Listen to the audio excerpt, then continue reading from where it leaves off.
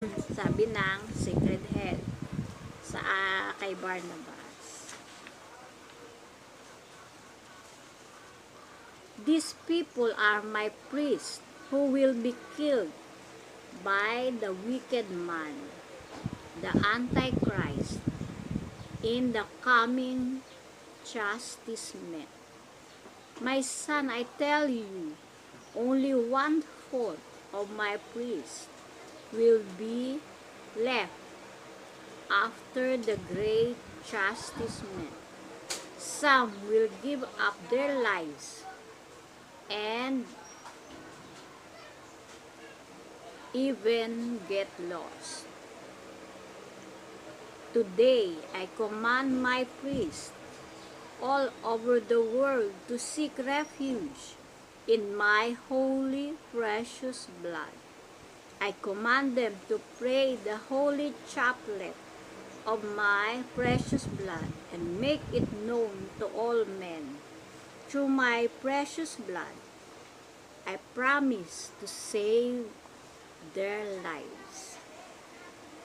Ito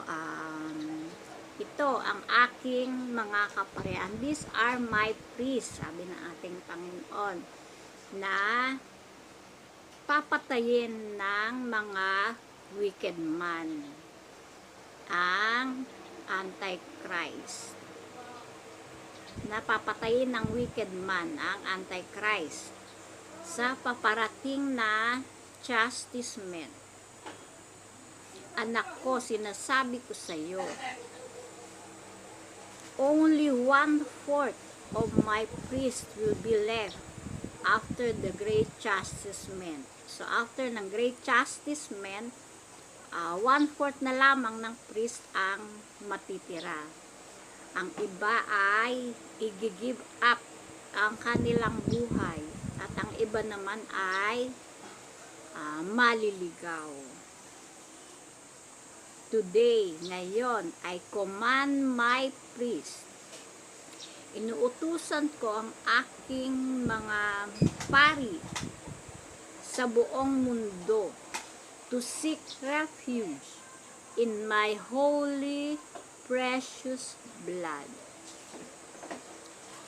na sumilong sa tinatawagan ko, kinukuman, inuutusan ko ang aking mga kaparian sa buong mundo na humanap ng refuge, sumilong sa aking holy, precious blood.